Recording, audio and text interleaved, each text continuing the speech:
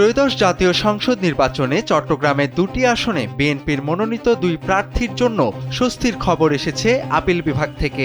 আদালতের সর্বোচ্চ স্তরের এই সিদ্ধান্তে নির্বাচনে অংশগ্রহণ নিয়ে তাদের সামনে থাকা আইনি বাধা সাময়িকভাবে দূর হয়েছে। চট্টগ্রাম ৪ আসনের বিএনপি প্রার্থী আসলাম চৌধুরী এবং চট্টগ্রাম ২ আসনের প্রার্থী সারোয়ার আলমকে ঘিরে আগে দেয়া এক রায়ের কার্যকারিতা স্থগিত করেছে আপিল বিভাগ। ফলে তারা নির্বাচনী কার্যক্রম চালিয়ে যাওয়ার সুযোগ পাচ্ছেন।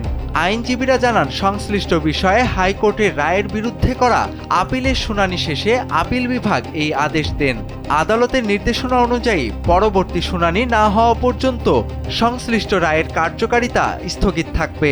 আদালতের এই আদেশ গণতান্ত্রিক প্রক্রিয়াকে শক্তিশালী করবে এবং ভোটারদের প্রকৃত পছন্দের সুযোগ নিশ্চিত করবে বলে মনে করছেন বিএনপি সমর্থকেরা।